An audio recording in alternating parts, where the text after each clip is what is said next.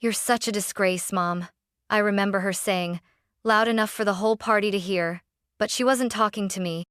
She was talking to my grandmother, her own mother, just because Grandma had handed her a book instead of diamonds. My mother laughed, flipped her hair, and said, "Real love sparkles." What no one knew, not even I, was what Grandma had tucked inside that leather-bound novel. A check. For $10 million. That moment would become the turning point, not just for my mother, but for me too. Because by the time my mother realized what she had thrown away, it wasn't just the money that was gone, it was her dignity, her legacy, and the last bridge to the woman who once loved her most. And I was left standing between them, holding the truth no one wanted to speak. I grew up with two versions of womanhood. My grandmother, Mary Ann Holloway, was all quiet grace and wisdom. A retired literature professor, she never raised her voice, but somehow you always listened when she spoke. She lived in a modest craftsman-style cottage surrounded by shelves of books and tiny succulents.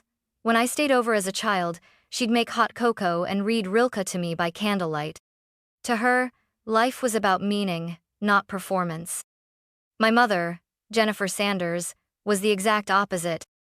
She started as a small-town real estate agent, but after marrying my father, a tech entrepreneur who struck it big, she became obsessed with social status. By the time I was in high school, she wasn't just hosting charity galas, she was competing to outshine them all. Diamonds, private chefs, Instagram, perfect everything. And somewhere along the way, she decided Grandma was an embarrassment. "She lives like a peasant," I once overheard Mom say. I never understood how they were even related. My mother didn't visit Grandma for nearly 4 years. She'd send flowers on birthdays, never handwritten notes, just cold florals with a generic card signed, Jennifer Sanders. Whenever I brought up Grandma, Mom would change the subject or roll her eyes. "She had her chance to be a part of our world," she'd say. "She chose lectures and poetry clubs instead of real ambition." But I never saw it that way. I visited Grandma every few weeks, sometimes just to sit on her porch and talk about nothing. We were closer than I think my mother ever realized. When I got into college, Grandma gave me a restored edition of Letters to a Young Poet. She had written on the inside cover, "Claire, read slowly. Let these words grow inside you. They will carry you when nothing else can." That book carried me through some of the hardest nights of my freshman year. So when I heard Grandma was planning to attend Mom's birthday celebration and that she had a gift, my stomach dropped. I had a bad feeling. Not because I doubted Grandma's heart, but because I knew exactly what kind of stage my mother had built for herself, and I feared what would happen if someone dared to show up with anything less than sparkle. My mother's birthday party was held at the Southbridge Country Club, a marble and glass monument to excess. There were crystal chandeliers in the courtyard tent, champagne towers taller than me, and a guest list full of women in sky-high heels who kissed each other's cheeks with eyes that never blinked. I arrived a little before 6, just in time to see the last of the ice sculptures wheeled in. "Claire," my mother called, air kissing me twice. "You look comfortable." That was code for not expensive enough. I tried not to roll my eyes. "Happy birthday, Mom." She barely responded before darting off to greet the Hendersons from Ridgeview, a couple with enough money to make her eyes light up. The party had barely started, and already I could feel the tension in the air. It was the kind of event where your outfit mattered more than your presence, and everyone brought gifts designed to be photographed. Jewelry, designer handbags, weekend spa retreats. All of them stacked like trophies on a long mirrored table. And then I saw her Grandma, standing near the edge of the tent, in a pale blue dress that reminded me of forget-me-nots. She clutched a small gift wrapped in brown paper, tied with twine. I walked up to her, trying to hide the sudden lump in my throat. "You came," I whispered. She smiled and touched my arm. "Of course I did. She's still my daughter." I looked at the gift in her hands. "That's a book," she said. "But not just any book. One Jennifer loved as a teenager. I found an antique edition, rebound it myself." My heart sank. "Grandma," I said softly, You know what kind of party this is. She gave a little laugh. Yes. But I also know what kind of person your mother used to be. Somewhere under all this glitter. Maybe she's still that girl who cried reading Rilke. I admired her hope, but I didn't share it. When the gift opening began, my mother made a whole production of it standing beside the display table, while guests circled with flutes of rosé and waiting phones. Her assistant announced the givers as if it were an award show. "This one's from the Carsons," he'd say. "Ooh, Chanel," Mom would squeal, holding it high. The laughter was polite, the applause rehearsed. I watched Grandma shift from foot to foot, holding her plain little package tighter with each designer box unwrapped. She looked out of place but somehow, still more dignified than anyone there. Finally, when all the diamond-drenched boxes had been opened, someone pointed to Grandma. "Oh, and one more," the assistant said. "From Mrs. Mary Ann Holloway." The party grew quiet. My mother turned slowly. "You?" she said, as if Grandma had shown up uninvited. "Yes, Jennifer. I brought you something I thought you'd remember." Grandma held out the book with both hands, smiling gently. My mother didn't even hide her expression. She unwrapped it, slowly mocking every movement. When she saw the leather cover, she laughed, loudly. "A book?" she said, holding it up like it was covered in dust. "At a party like this?" Her tone made my stomach churn, but she wasn't finished. "You brought me a book, not even a new one. How sweet. Real love." She turned to the crowd, grinning. "Looks like diamonds." A few guests laughed. Grandma's face didn't change, but I saw it in her eyes, a flicker of hurt. Mom handed the book back like it was trash. "Maybe next year. Try Amazon." And just like that, the party moved on. Music resumed. Champagne flowed. But something inside me cracked, because I had seen more humanity in my grandmother's small gesture than in all the sparkle around us. I didn't sleep well that night.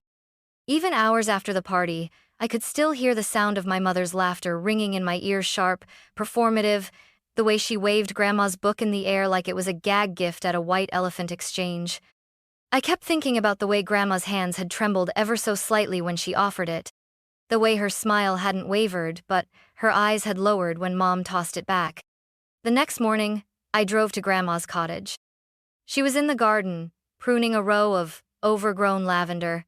She didn't seem surprised to see me. "I figured you'd come," she said softly, handing me a glass of lemonade before I could even ask. "It's your finals week, isn't it?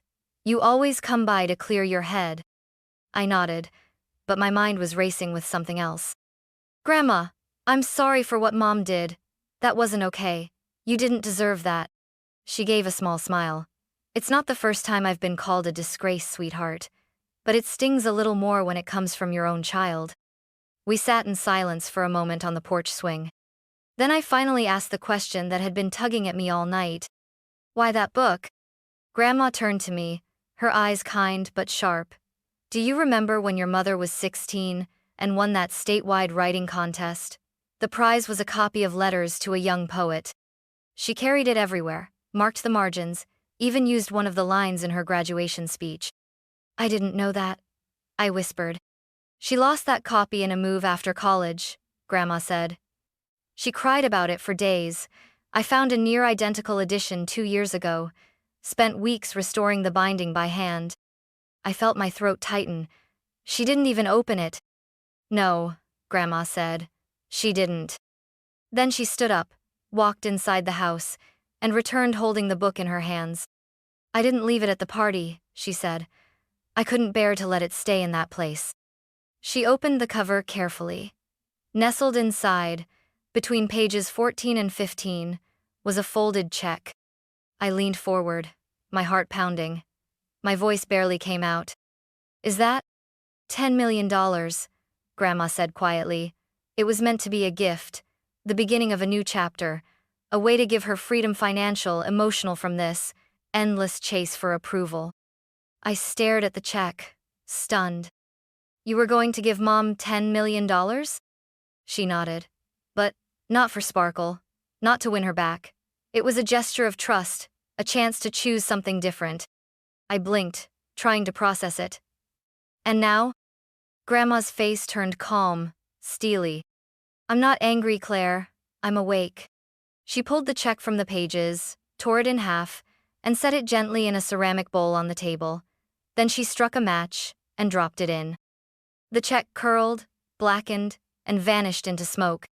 She made her choice, Grandma said. Now I'll make mine.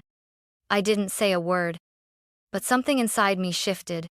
Not just because of the money, but because I had just witnessed the quietest, fiercest kind of justice. By the following week, the world hadn't changed. Not visibly.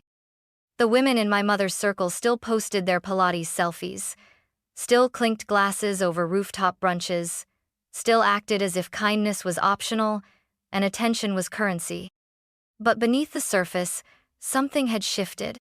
It began at the Westwood Literary Guild's monthly brunch, a small, ivy-draped affair Grandma used to attend before my mom's status chase began pulling our family further from reality. That month, she returned for the first time in years. They greeted her like she was royalty come home.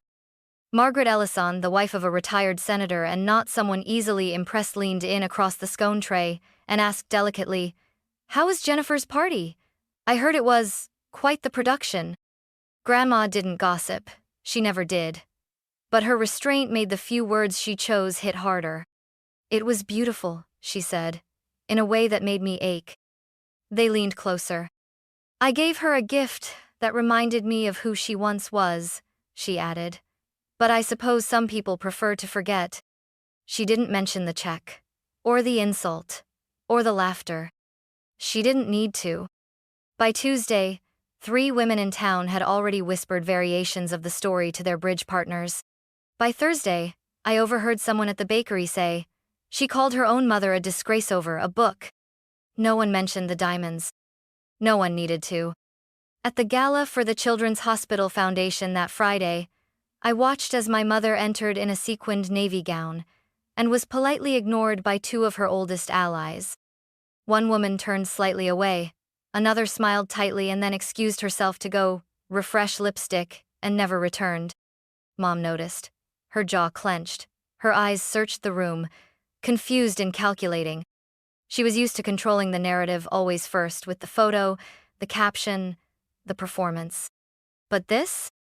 This was silence. Subtle, surgical. And it was spreading. That night, when I got home, I found Grandma sitting at her desk, scrolling through scholarship grant proposals on her old laptop. "You're starting the foundation," I said. She looked up, smiled. "Not starting, reviving." "The Marianne Holloway Fund?" She nodded. "It was something I began before your mom was born. Back when I thought my work could ripple outward. I shelved it after she moved out, but I've kept the records, the contacts, the vision." "And the 10 million? I asked quietly. "Already redirected. The paperwork went through this morning. It's an irrevocable trust now." She sipped her tea. "It'll fund students who want to serve others. Social workers, teachers, counselors, not the flashy ones but the ones who change lives one conversation at a time." I swallowed hard. "She's going to find out." Grandma nodded. "Yes, but that won't be the worst part." "What will?" She looked at me, calm as ever. That she had it in her hands, and threw it away. It didn't take long. By the second week, the story had legs. It started as a whisper between brunch tables, then it showed up as a discreet paragraph in the Westwood Weekly's Society column. At a recent birthday soiree, one guest's quiet gift-tan antique book was met with audible derision. What the hostess didn't know? The gift held far more than poetry. It didn't name names. It didn't have to. Everyone in that social circle knew who had hosted a birthday party dripping in diamonds, and who had called her own mother a disgrace. By week 3, the version I heard at the university coffee shop was this. Apparently she laughed in her mother's face, and there was a check inside for like millions? I didn't correct the details. I didn't need to. Because while the amount might have changed in the retelling, 5 million, 8, 10, what stayed the same was this. Jennifer Sanders had humiliated her mother in front of 50 people. And now she was reaping what she sowed. The shift was subtle, but relentless. Invitations stopped arriving. Brands she'd partnered with quietly removed her from press features. 2 local charities asked her to step back from public roles, citing optics. Her social media following plateaued, then dipped. People still smiled, but their smiles no longer reached their eyes. And then came the moment I dreaded most. I walked into the kitchen one morning to find Mom sitting at the counter, scrolling her phone with a pale, tense expression. "There's an article about Grandma," she said stiffly. My stomach dropped. She turned the screen toward me. It was a feature from the Westwood Community Voice, spotlighting the relaunch of the Mary Ann Holloway Foundation. $10 million committed to scholarships for students in education and community service. A legacy of quiet generosity, a mother's gift turned outward.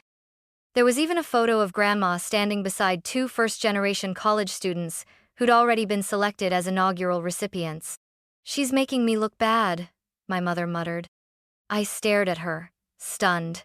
What? She could have told me. She could have warned me that was what she was planning. "She did tell you," I said quietly. "You just didn't open the book." Mom's face froze. She set the phone down slowly, as if the glass screen had turned to ice. "I was humiliated in front of my peers," she said through clenched teeth. "Over a book." "It wasn't the book that humiliated you," I replied. "It was the way you treated the person who gave it to you." She didn't answer. Her silence said more than words could. Later that afternoon, I overheard her leaving voicemail sewn to the voice asking for a correction, another to one of her friends that began with, "It's not true, she's twisting the story." But it was too late. This wasn't a scandal, it was a reckoning. And what made it worse, I think, was that Grandma hadn't said anything cruel. She hadn't gone on the record to condemn. She hadn't told reporters what happened at the party, or how she'd been mocked. She'd simply turned the page and invested her love elsewhere. That silence was more damning than anything else. And Mom? She was left standing in the echo of her own words. Real love sparkles. By week 4, the panic set in. Not grief, not remorse, panic. My mother wasn't losing followers, she was losing influence, the subtle kind.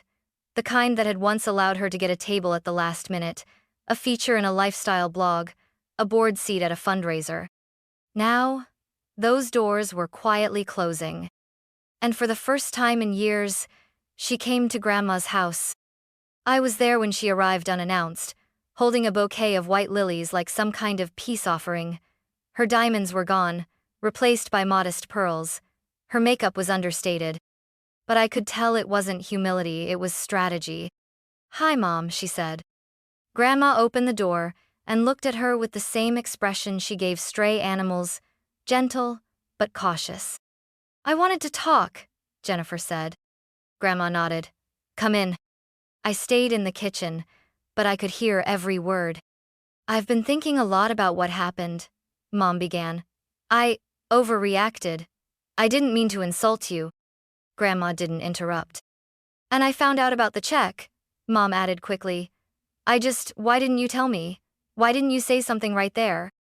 "Because love doesn't need an announcement," Grandma said softly. "It's not a show. You either feel it or you don't."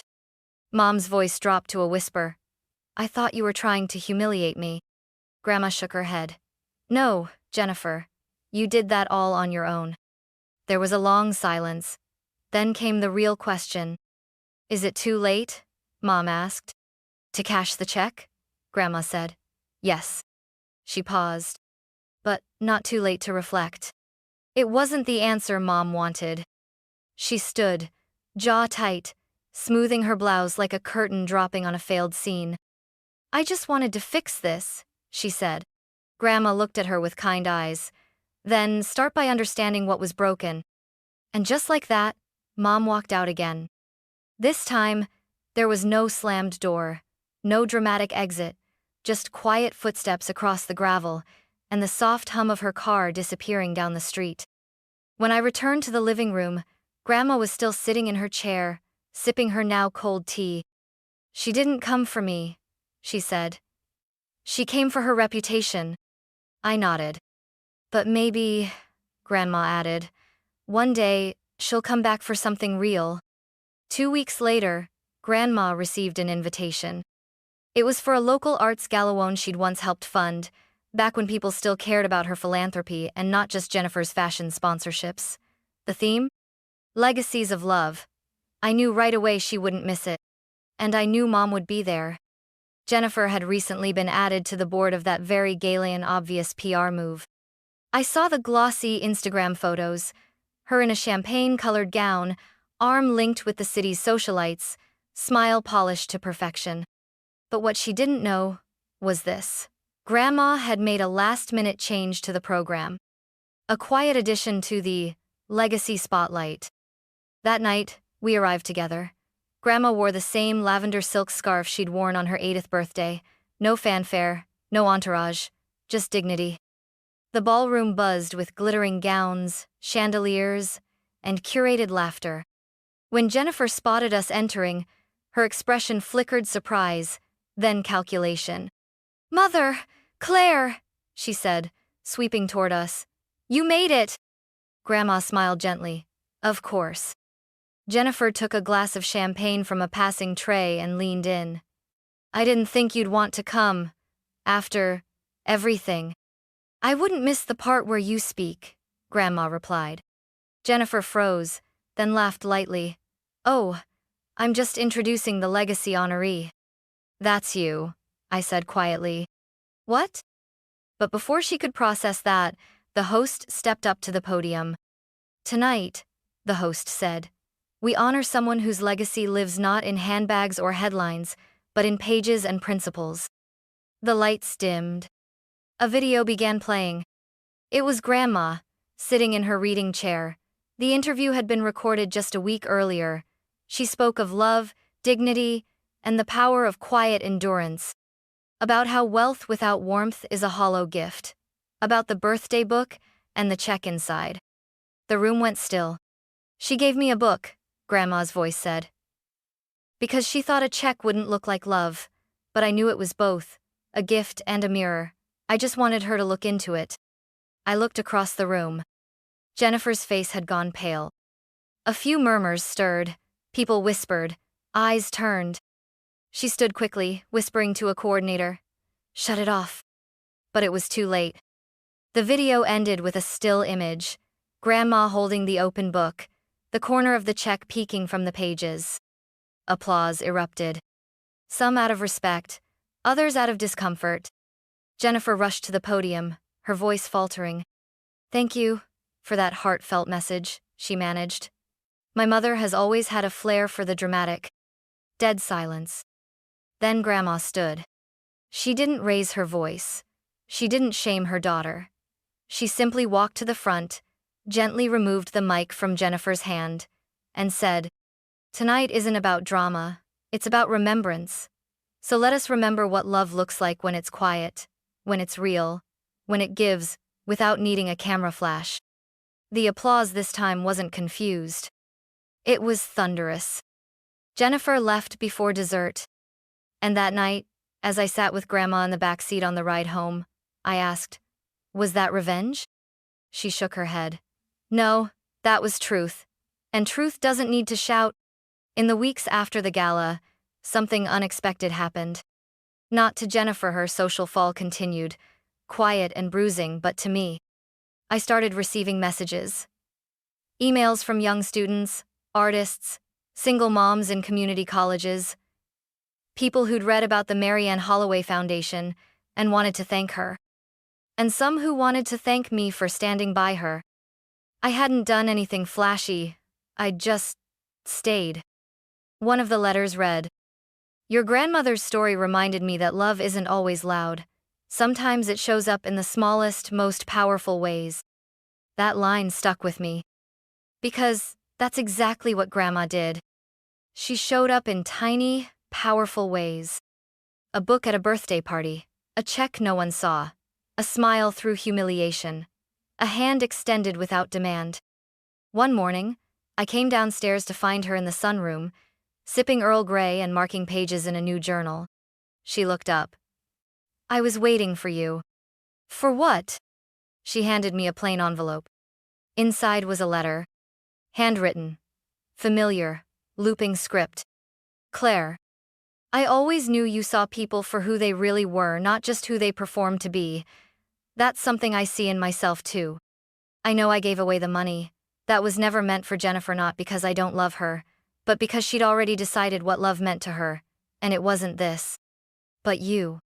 You were the one who stayed after the laughter died down, who sat with me when the world was quiet. That's why I've named you executor of the Foundation's next chapter. It's yours now, not the check, the choice. Choose what lasts. With love? Grandma. I looked up, stunned. You want me to? Grandma smiled. Run it. Shape it. Grow it. The money is spent, but the mission is yours. And just like that, the inheritance I received had nothing to do with luxury or nameplates. It was legacy in motion. It was trust. It was love. My mother called a few days later. I didn't pick up. Instead, I sent a text. There's nothing to win back, Mom. Just things to make right. When you're ready for that, I'm here. She didn't respond.